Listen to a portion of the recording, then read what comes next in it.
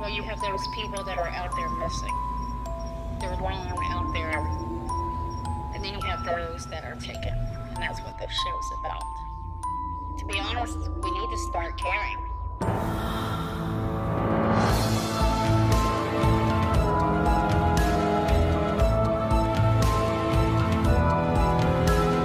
It's not about money. It's not about fame. It's not about who is who. Everybody matters out there.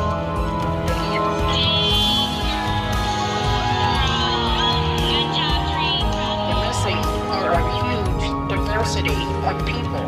They're young, they're old, they're mothers, they're fathers, they're children. Welcome, my friends. Please push subscribe and like this moment so you don't forget. Also, hit that notification bell if you would like notifications whenever I have new uploads. So let's go ahead and get started. So we call this Talking News. I'm also chasing a murder, and I also go by Debbie. Okay, guys, let's go ahead and tell you what story we're going through. I hope you all had a great Thanksgiving break. So we're going over this Aniah Blanchard story. Aniah Blanchard, who was 19 years old at the time. Let's go over her description real quick. She's 5 feet 6 inches tall, weighing approximately 125 pounds, having brown eyes, brown hair. Her mother is Angela Haley Harris. And I wanted people to know this. I'm not quite certain. This is what I've seen in one article, that she might have lost a child previously to a car crash. Aniah's mother, Angela, says, that her and Aniah had their birthdays on the same day, so they shared a very special bond. We'll cover more on that in a little bit. Angela is married to a UFC fighter, Walt Harris, and they're using his name to push the story quite often. I try not to use it much. Now, her biological father is Elijah Blanchard, and probably not this video. I don't think I have enough room to go over his background much. So right now, we're going to be talking about what happened to Aniah. And on October 23rd, I guess the family was hanging out. I don't have the background on that just yet right now. And she decided to take her brother home, who didn't live with her or the other family members. Her mother had talked with her on the phone and said, and her father as well, saying she was actually feeling kind of tired that day. So October 23rd of 2019. After she dropped her brother off, she stopped at the Conoco in Auburn, where there was a surveillance camera. So this is at the convenience store at 1599 South College Street. And this is what they call the Chevron gas station in the area. And there were several witnesses there, but only one would come forward later. On the surveillance camera, October 23rd, you can see Aniah inside the store walking casual, sunglasses on, a nice flowy shirt, and we're told that she makes a purchase. Also at this convenience store at the same time is this Ibrahim Yazid, 30-year-old, a local troublemaker, and we know this because he was arrested 26 times. 6 of those times in major cases, but the most shocking news of all is he has never been indicted or convicted. So what we hear is Yazid enters the store from the left, and in the store you can see Yazid purchase alcohol, and while he's receiving or getting his change, he looks over his shoulder and is watching Aniah. According to what we know right now, they're saying that Yazid then exits the store to the right. They believe Aniah's car is there based on what they seen in the surveillance camera or video. But what police didn't realize when this story first broke was there was a witness at this gas station October 23rd when Yazid and Aniah was there. And he was staying at the Claret hotel, which was right next door. So this is happening pretty late that night, where we don't have an exact time on the abduction, but the witness finally comes forward and says he did see Yazid and identified him as the man who was forcing Aniah into her own car. But that witness did not come forward until a while after, and we'll talk about that in a little bit. So sometime around midnight, there was a Snapchat message between Aniah Blanchard and Aniah's roommate. Now, at the time when we found out about this, we found out that the Snapchat in which she indicated, well, the roommate, that she was with, Aniah was with a guy that she had just met. But her mother, Angela, says, that's hard for her to believe. That doesn't make sense, which you'll see in a video coming up soon. And the main reason for this is also, there's several reasons. The terminology of the text is not consistent with her daughter. And like I said, you'll have to wait for this video that I'm going to play for you, the interview with Aniah's mother and her stepfather. Now, on October 24th, there's no Aniah Blanchard. She did not get home. And this raised a lot of red flags. She was reported missing. And she was reported missing by her family. So investigators say that Blanchard's SUV was seen traveling early that morning along South College Street in Auburn, Alabama. It wasn't too long afterwards, Blanchard's vehicle was found abandoned and damaged at an apartment complex in Montgomery, Alabama, 55 miles away, a few days after her disappearance. That vehicle was a 2017 Honda SRV. But at the time when they found this car, police really had not a lot to go on. They were actually just pulling that surveillance footage from the gas station and trying to round up witnesses, anything they could to put the story together. All right, so let me kind of show you this map here. So she was at the Chevron gas station October 23rd, right here. And her car was seen traveling southbound early that morning, the next morning, to Montgomery. And we'll talk more about, her being found later on in this video. But on November 27th, this is when we get answers. They did recover Aniah Blanchard's remains. So Ibrahim Yazid was arrested, and he was arrested in Pensacola, Florida, Escambia County, Pensacola, Florida, at the Pine Forest exit. He had ran off into some woods there, but what isn't clear is we hear that, he was driving himself there, but later on we find out that there's more people involved with this case, which a lot of us suspected. But before we cover all that, I want you to listen to this video right here. Now the latest on the search for Aniah Blanchard. There was an emotional scene last night in Auburn. They held a vigil for her, everybody praying and hoping for her safe return.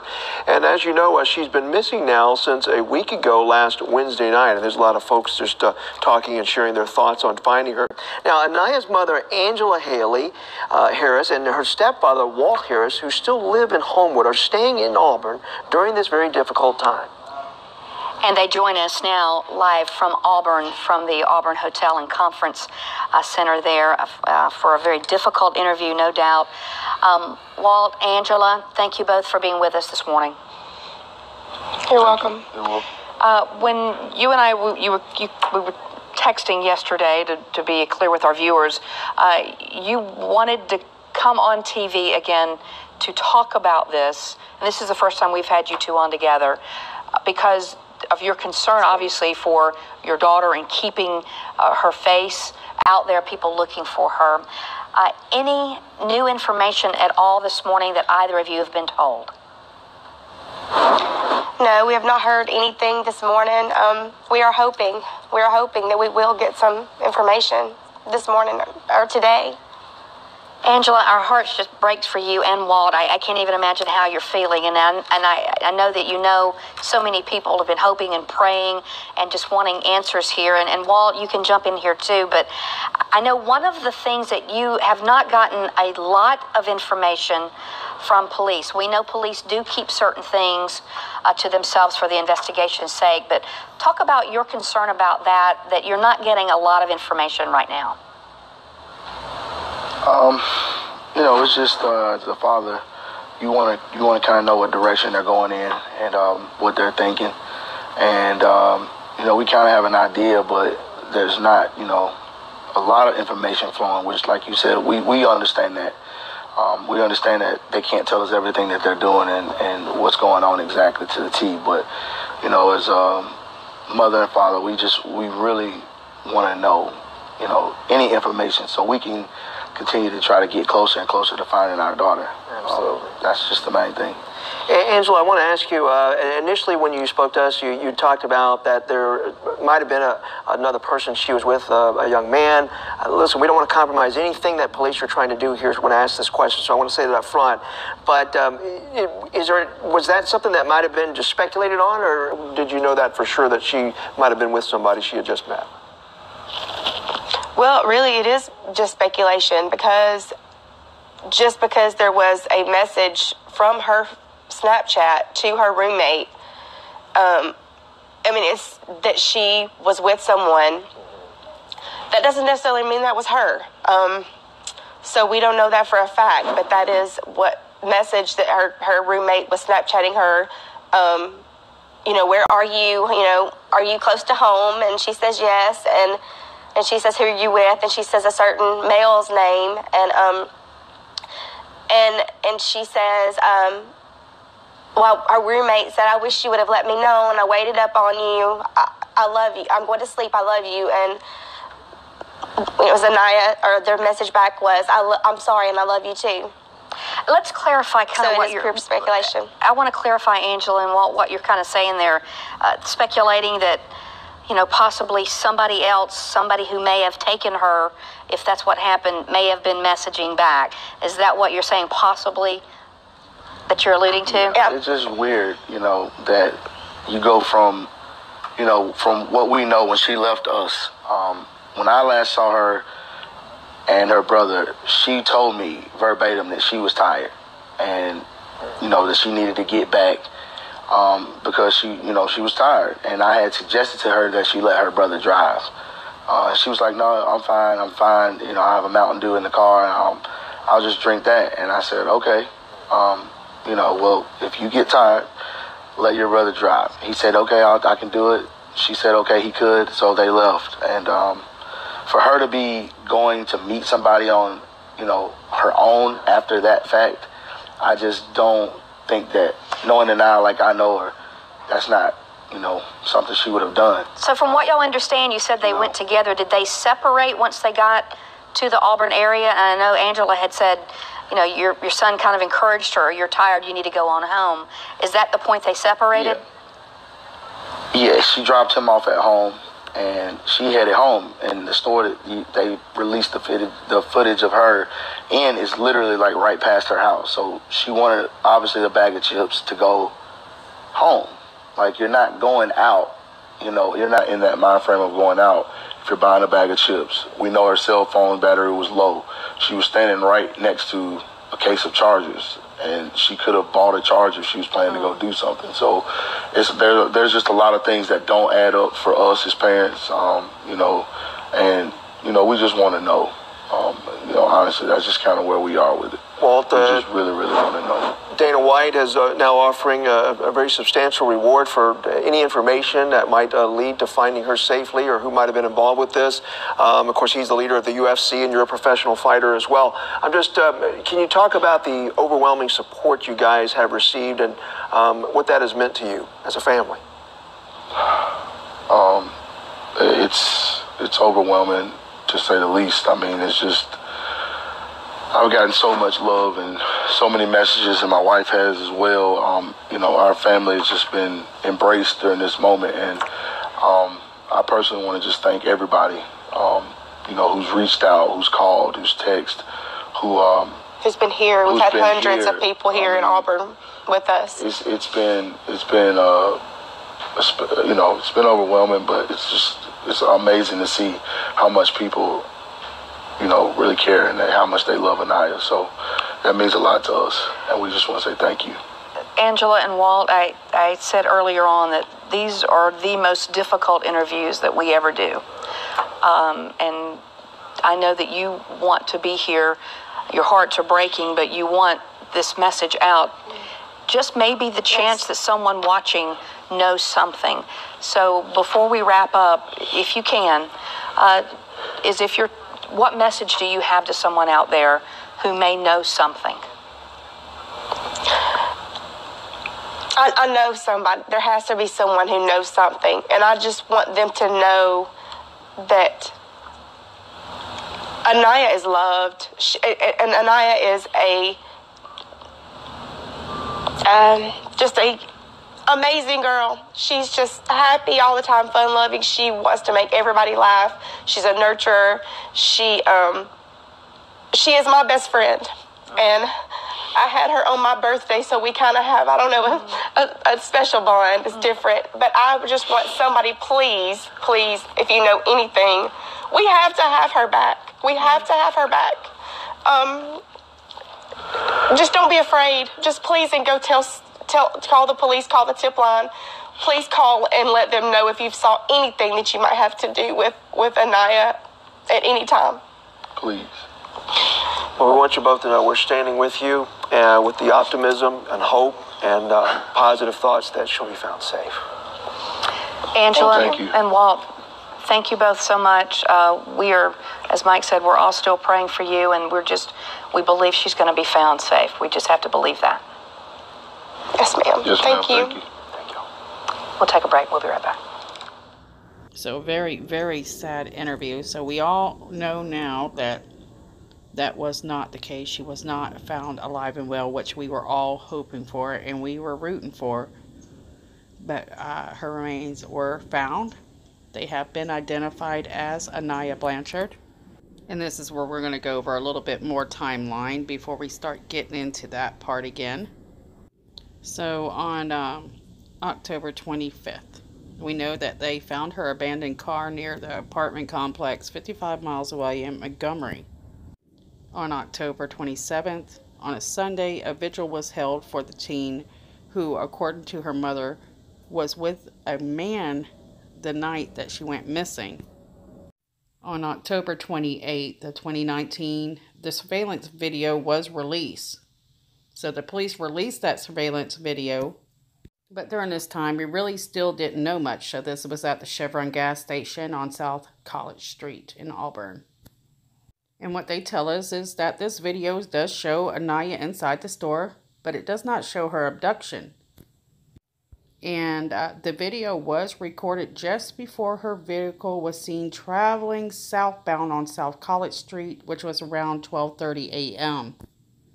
Now, guys, I haven't had enough time to do this as detailed as I wanted to, but we're doing a little bit better here. So on November 6th, Monday, there's far more going on behind the scenes that we're not hearing about, but police asked the public for assistance in identifying the person of interest seen on the surveillance video inside the Auburn Chevron, which was Abraham Yazid. Now, his face went out to public real quick and it passed around very fast. But people really didn't realize who he was and how much trouble this guy could be. And it was later that we found out that he was arrested 26 times and 6 of them major incidents where he was not behind bars. So again, we're going to kind of go over something we've already heard. So November 6th, police asked the public for their assistance for a guy that was in the same gas station at the same time with Aniah that is suspected of being involved in Aniah's abduction. They noticed that he is there purchasing an alcoholic drink. And this is when Aniah walked into the store.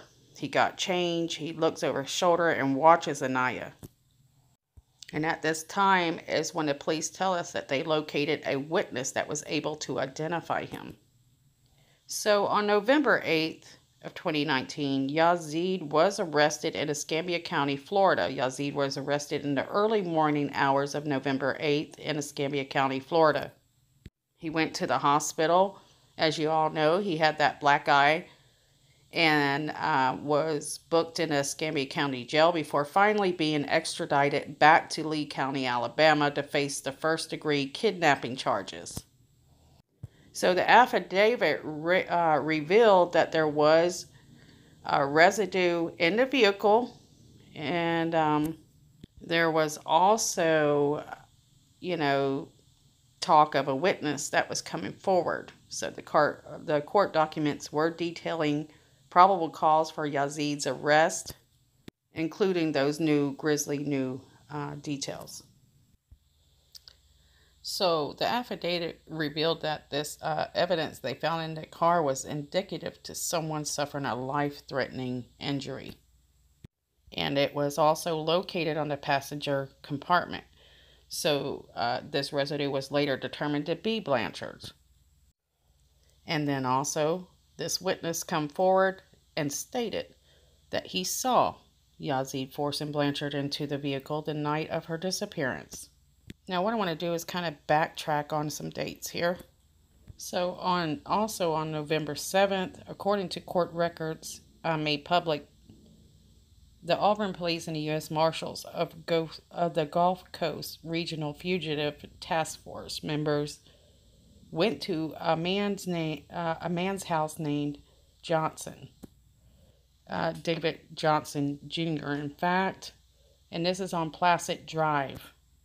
And this is after they received a tip that Yazid had been to his house earlier that day. So I might have gotten this a little bit mixed up because it was very confusing because they were throwing these names in here and not telling you who they were. And they brought up another Johnson, which was David Lee Johnson III, which is an associate of Yazid. So David Johnson Jr., the father of the third, had talked to police earlier that day, but said Yazid had been there, but he left their residence with an unidentified female. So keep in mind, at this time that they're talking to him, Yazid is wanted for kidnapping. Now remember guys, this is still November 7th. So investigators learned that the younger Johnson, so Johnson III, David Johnson III, drove Yazid from Montgomery to Florida, Escambia County, in his 2008 Audi sedan. Been practicing Spanish, so nah. I get it confused sometimes when I read it. So Johnson III, the younger one, was interviewed the early morning hours of November 8th. And the guy actually provided a written statement admitting to knowing that Yazid was wanted by the police and driving him to Pensacola. David III said that he told investigators his father knew Yazid was wanted and saw him leave with Yazid in his car. So on November 10th, authorities went back to the elder Johnson's home, which is Junior, and he admitted to knowing the first time that they questioned him that Yazid was wanted for kidnapping. And so there you go. That's why this guy you see right here was arrested. So what is really interesting about this case is that younger Johnson, so David Johnson III, the son of Junior, the court records don't reflect any charges against the younger Johnson. So the son of Johnson Jr. and also his father, Johnson, has since been released from the Montgomery County Jail on a $7,500 bond. But there was still another arrest, and we're going to talk about Antoine Shelmer. I hope I said that right. Fisher. Now this guy goes by Antoine Squirmy Fisher, was charged with kidnapping and aiding Ibrahim Yazid and disposing the evidence in the Aniah Blanchard's disappearance and case. In fact, his arrest came about 2 weeks after Yazid was apprehended in an hours-long manhunt by the U.S. Marshals. And according to this, the Auburn police issued a warrant against him, and Yazid was captured in Escambia County, Florida, which we know. So Squirmy here is a 35-year-old cook, and he does not have a squeaky clean background. But before I go over that, I want to mention that Fisher will appear in court for Aniah's case in a preliminary hearing December 18th at 9 a.m. Now, we have heard he's gone by a few names, but Antoine Fisher actually pleaded guilty back in 2006 to reduce a charge of felony murder and was sentenced to 19 years in prison with 2 years to serve. He only served 1 year, 11 months, and 28 days on that charge. Antoine is married. I'm not going to mention his wife's name, and he has a child or children. But according to the Alabama Department of Corrections, after his murder conviction, Fisher served that very short sentence. And this is what it was for. So I tried to look it up. There's not a lot on this story. So he was initially charged with capital murder in 2004, the shooting death of Amy Rawls during a robbery. The victim was robbed of $60.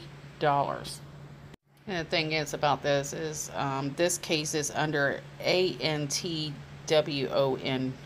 Fisher, not the name he's going by now. I've tried to get in contact before I got this video out with her family, but I can't seem to get a hold of anybody right now to find out more about that case. It's also said to be a drug deal that went wrong. So I'm going to cover her story a little bit. So Amy Rawls was a Millbrook woman, and this story was updated actually June 29. Doesn't say what year. It says, the search is over for a man accused of killing a Millbrook woman. Montgomery police say 25-year-old Nathaniel Ruggs turned himself in Tuesday. He was charged with capital murder and being held without bond. Ruggs and another man are accused of killing Amy Rawls last weekend. Police say Rawls was shot during a drug deal. The other suspect, Antoine Fisher, is already in police custody, charged with capital murder. So guys, plea deals, I guess they're learning. You're the first to talk, you're last to serve. So these plea deals are going to have to just stop. They're going to have to just have a harsher punishment. And it's getting to be really bad times, guys. But yeah, this guy did not have a squeaky clean background, and so there was actually 4 people involved with the Aniah's disappearance. And a lot of people suspect there could be even more people involved. As of right now, there are no new arrests, and police say they are not looking at anyone else. Okay, so right before Thanksgiving, we heard that the remains of Aniah Blanchard were found in the woods in Alabama. And we heard that the ones that were found were identified Wednesday as Aniah Blanchard, which ended up turning this investigation into a homicide investigation, and Hughes said that they would upgrade the charges, and that was to be expected. We had not heard of a cause of, how her life was taken at that time when this come out. So this was right before Thanksgiving. It was probably a horrible holiday for this family. Once this information come out, the media didn't seem to cover much on the father, biological father, and the mother of this child. For some reason, the media wants to focus on the UFC fighter. There's no doubt that he isn't heartbroken. I can tell that he loves her, but it just doesn't make sense why the media wants to keep going to the UFC fighter. But anyways, let me share this with you guys. So a lot of the media was covering things like this. Blanchard is the stepdaughter of the UFC heavyweight Walt Harris. She was a student at Southern Union State Community College, which has several campuses in East Alabama. Again, they say the cause and manner of Blanchard's death has not been confirmed, though these three suspects have been arrested in connection to her disappearance. Then they go on to read what Walt wrote on his Instagram. My sweet baby girl, I just want to thank you for helping me change my life for the better, for teaching me how to be a man and a better father, for being my biggest fan, win, lose, or draw, for always knowing what to say to put a smile on my face and lift me up when I was down and wanted to give up. This pain is unbearable. I know you want me to be strong, but it's hard, baby. It's so hard. I'm going to find a way. I promise you I will. Right now, nothing makes sense, and I'm so lost. I just want you back. I hope I made you proud. I'm going to keep going. Daddy just needs time. I love you so much.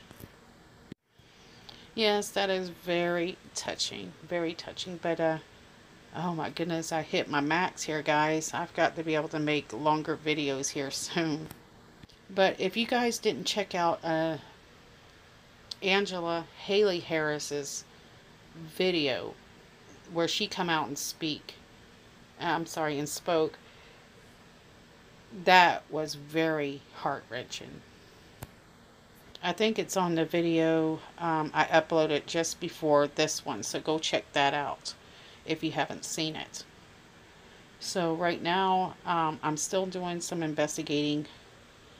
I haven't had time to get it all done like I wanted to, so we just keep pushing and trying. But I can tell you that big city areas are infested with gangs and these type of people that seem to have connections and seem to get away with a lot of, evil deeds. Please, guys, keep your eyes open and listen, because it's time to start saying, we're not going to